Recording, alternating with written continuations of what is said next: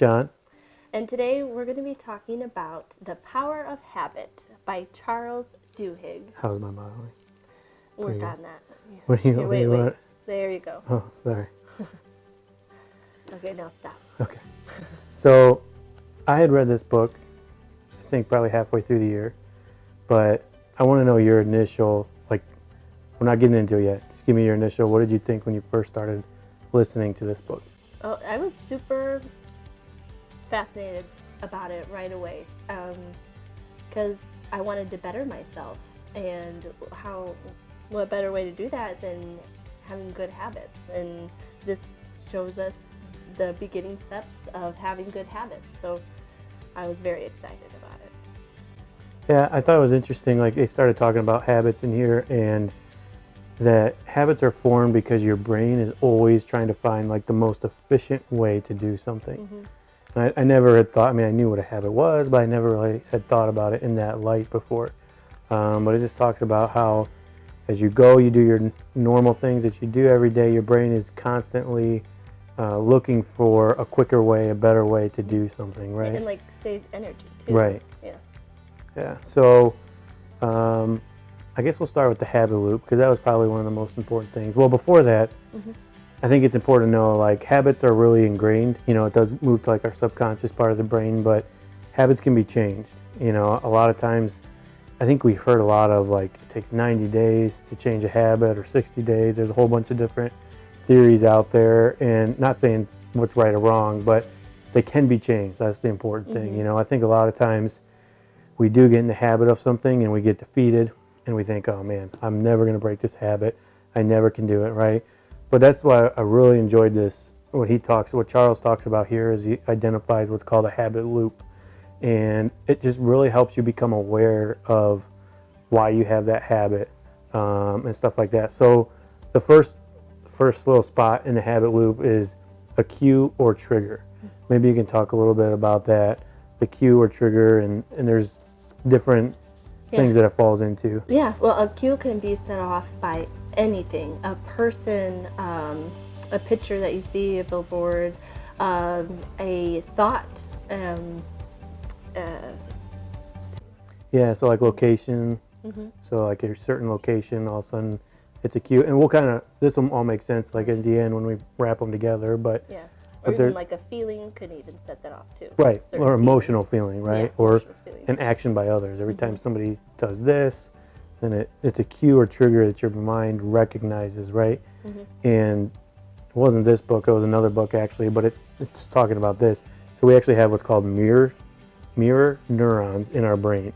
And what they do is they pick up other people's reactions, and it mirrors it. So, and your brain remembers that. So let's say you scold your child on something and your child cries and has that response. Well, their brain picked up your facial, expressions, and now those neurons, every time they see those, right, it's formed a habit for them to elicit that same exact type of response, right? Right. Yeah, I definitely believe that because you give Grace or Gwen the look, and they'll start crying. Right. So.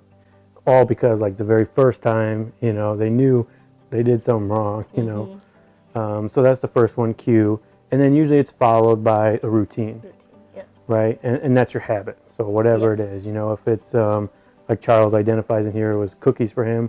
He just found like it was this certain time of day where he would just get up, go find or go to the break room or whatever, cafeteria, and get a cookie. And he didn't recognize it, he just did it every day. It was just a habit. But that's the routine, right? And he goes into kind of what the cue and what the trigger was for him, but that was his routine, right? And it could be anything, it could be something you eat, it could be smoking, it could be, drinking or turning to this or turning to that, but that's the routine part of it, right? And then lastly is followed by the reward. So that could be anything. So for him, it was, eating that chocolate chip cookie. What he thought actually was eating that chocolate chip cookie. Turns out that wasn't really the actual reward, but that was his reward, right? So it could be anything. I'm trying to think of another example. Yeah, like he said, like for people that would do drugs, that reward was the actual. I'd never done drugs, so was it called like hits? Yes. Yeah. My lingo. Nailed it. That was the reward. Or for smoking, it's that first, the first puff of smoke, that those first couple bites of cookies. It actually sets off. Is it endorphins? Mm-hmm. Yeah. So, I mean, you actually, if you know that reward is coming before you even have that first bite of cookie, before you have that, that first puff, your brain is actually already releasing the endorphins because it expects it. So without you even realizing, you're going to reach for that snack because your brain is already saying that you're going to have it. You Right. want it. They talked about, he did a study with monkeys. I'm sorry for the monkeys. Somehow they always get thrown in the studies, but where I think they would have to hit a certain button on the computer and it would release like a Do a jam. certain task. It would release a jam or something, I right? knew it was juice. Yeah. Juice jam. And this is a detail-oriented person, and this is the big picture guy. So, but it would do that. And so what, long story short, what they found out is, as soon as it was triggered, right, by this certain image on the screen, the monkey knew it was supposed to do this certain routine and hit this button, that as soon as that item, that trigger or cue actually came up, that those endorphins were already released in the monkey's brain, like he was getting the juice already. And he would get very frustrated then when they didn't give it to him, right? Yeah. I think what was the most important for me is just recognizing it.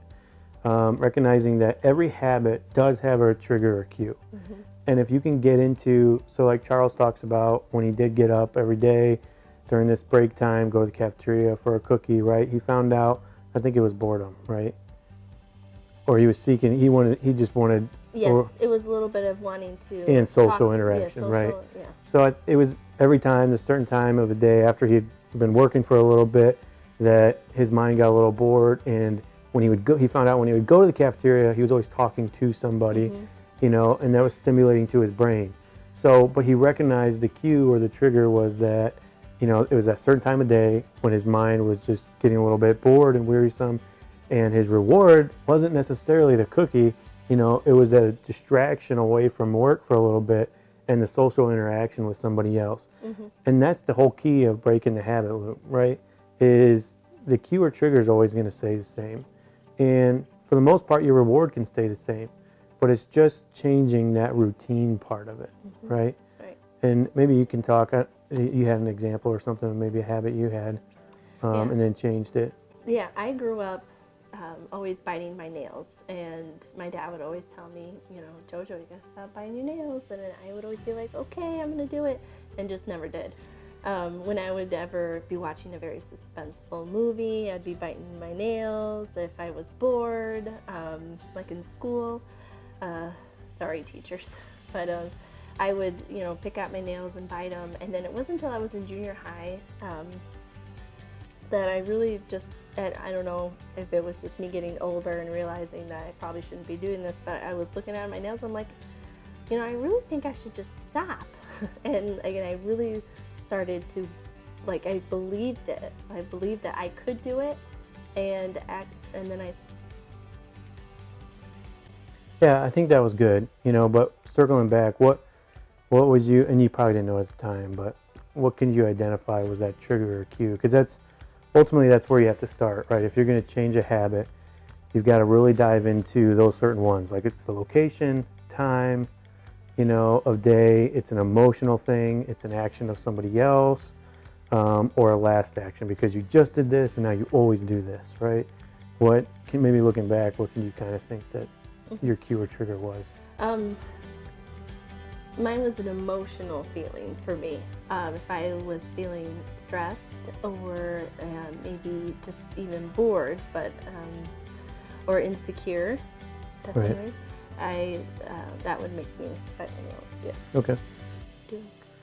So that's kind of the habit loop, and then in addition to that, he talks about towards the end of the book, belief, and how vital that is to actually changing something. You mentioned actually the story he referenced about the aluminum siding company. Talk a little bit about that and what the new CEO coming in, what they expected and then what he actually did. And then we'll kind of sum it up on how that's belief. So a company that made aluminum siding Right. got a new CEO, and he was being announced at this get together with all the investors of this company. And when he went up there, everyone thought he was going to talk about how they're going to make more money for their investors, and they're all pumped up. And he gets up there and he starts talking about how the number one priority of this company is going to be workers' safety. And everyone just thought that was crazy. And some of the investors was calling other people saying, get your money out of this company, it's gonna fail. And I think it was just like a year later, they saw the big difference in how much money that company actually got, because going back to that first habit that he wanted to create, which was safety, it ended up creating ways for the workers to communicate well with each other. Because if there's a problem where someone can get injured, you needed to tell a supervisor, and that supervisor had to bring it up higher. So it ended up getting their equipment, they end up getting more newer equipment, because if something would go wrong that could hurt somebody, they would automatically fix it. Which newer, better equipment, you get better products from it. So end up saving them money, also with not having to have days off for the workers after they would get injured. And really, it took a long time, for the company to really buy into that, because it was safety, and it took them a while to change the culture to where somebody saw an issue and then they brought it up, and it wasn't a bad thing that somebody was going to get in trouble, but it was to be addressed, right? And I think that's really where the belief comes in, because that CEO had to get everybody to buy in and believe in that, and he had to be strong, because he was questioned obviously by the board and everything on what he was doing. He's spending money on safety, taking extra time. Stuff took a little longer in the beginning, but once that belief was adopted and the routine was changed, there's a cue. They could literally predict. It talks about it in detail in the book, but they could literally predict after these certain cues or triggers happen, we're going to have an accident. And so they could really identify very close to when they were going to have an accident. And so they knew the cues, they knew the triggers, and the reward was in place, but they had to change that routine part of it. And that really came with the belief. And I think belief is such a vital part, like you talked about it, even when biting your nails, to where you just finally believed, okay, I'm done, I'm going to stop, this is it. But if you don't have that belief, it's so easy for your brain to kick over into that normal routine again. But I feel like that belief is such a major part. But also, if you just believe and you don't recognize a cue or trigger and what's really going on in your brain, sometimes you can have all the belief in the world and your mind just keeps on going, doing the same thing over and over and over again. Keystone habits are small wins. And lately I've been feeling very overwhelmed by looking at everything that has to be done in my day and all the goals and achievements that I want to do. And this is the second time I've listened to this book, and this is the one thing that's really stuck out to me, and probably because I'm feeling this way this time around. And when he talks about having a keystone habit, it is a small habit that you try to have let's talk about, I was thinking for me that would be a good habit is to get up 30 minutes early, to be able to spend some time in the Bible and getting to meditate with the Lord. And I'm thinking, if I can start off by trying to create this one good habit, I was thinking that, well, in order to do that, I probably need to wake up earlier. And if I need to do that, I need to go to bed sooner. And so I was thinking I need to have a cue to do that, to create this habit of getting up earlier. So when I was thinking, I was like, what's my cue? My alarm? I don't know. But then my routine is going to be, sitting down at my table and spending some time with the Lord. And then my reward would be like a cup of coffee afterwards. I can make a really good cup of coffee. And but instead of me looking at my whole day and everything that needs to get done and feeling discouraged because there's so much, if I know I can get that first habit down. Actually, another good habit that was in the book was making your bed in the morning. Right. Just to have that small win that when you go into the rest of your day, you already have a win under your belt, so you're going into your day a lot more confident. Another thing was dinner with your family, sitting together. And they actually said that, like statistics wise, that children that sit with their family for dinner have like, what was that, higher IQs, better, good grades, Right. social skills. And so and that's just from a small good habit that you can start with your family.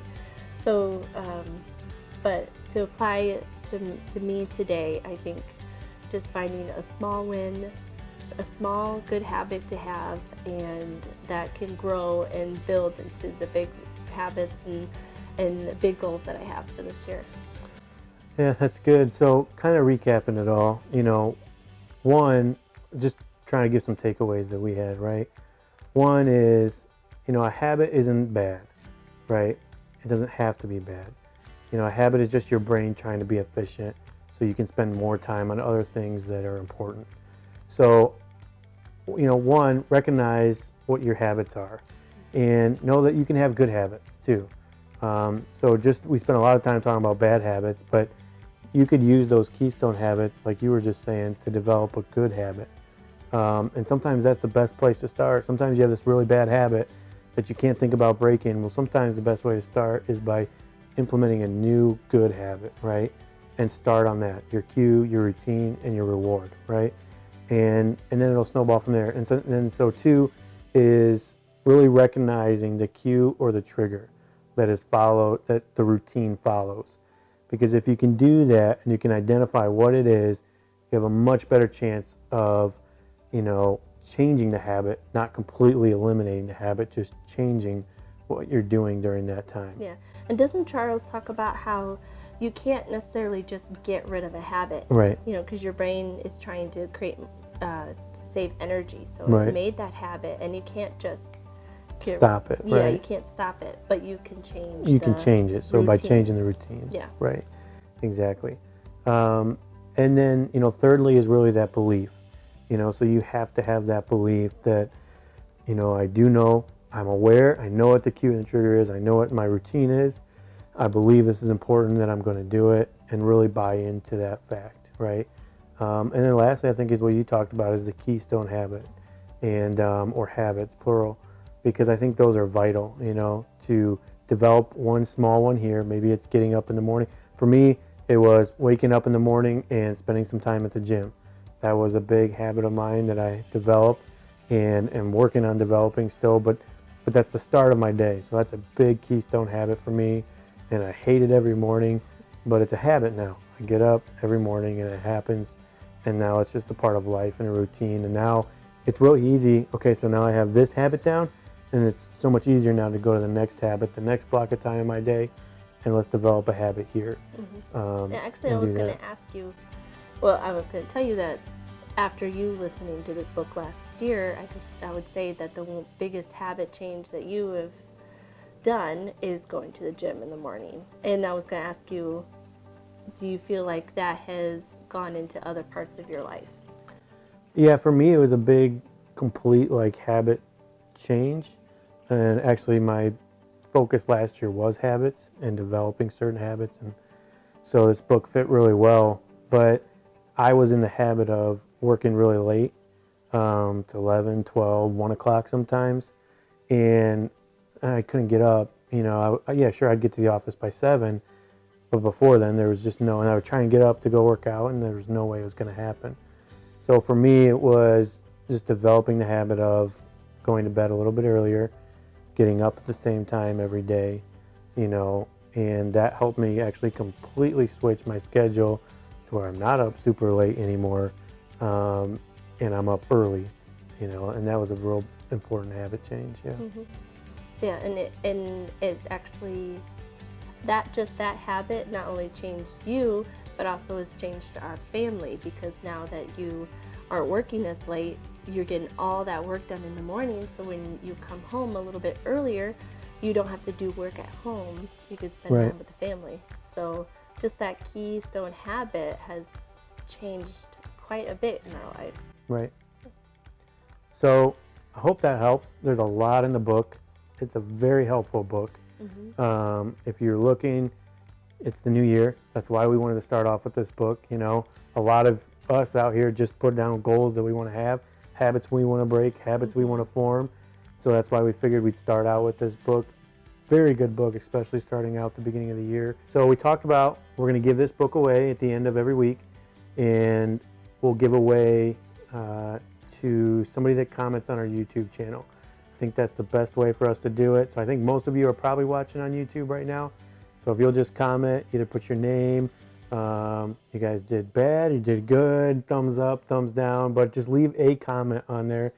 And then at the beginning of next week, we'll select a winner from all those comments. If you're listening to an audio version, for now, just if you want to be entered in it, just go to the YouTube channel as well and enter it in. We'll either give away this book, which Gwen hasn't got a hold of yet, so all the pages are still here, or we'll give away an audio version via Audible, or if you'd rather have a Kindle version of it, we'll give that away as well to And one it'll winner. be announced on our next vlog. Yep, so next week, probably same time, we'll post our vlog for that week, and at the beginning of it, we'll announce the winner for this book and send it out. So next week, we're talking about a marriage book called How We Love, and phenomenal book, one of the most influential books in our lives in the last year. And maybe give a 20-second overview of that real quick. Sure, I can do 20 seconds. All right. Let's see. The book talks about how we show love today is a reflection of how we were shown love, or the lack of it, as a child. Perfect. So, and that was really good, by the way. It was super fast. It really did a lot for us. It really helped us communicate in our marriage a lot more. And then also, it is a marriage book, but it also helped us in childbearing a lot. Yes. So just by looking at how you were raised and how you were brought up, that affects how you love. And it's a very good book. We're really excited to talk about that next week. And hope you all have a great week. You're over and out? No. All right. Let's check.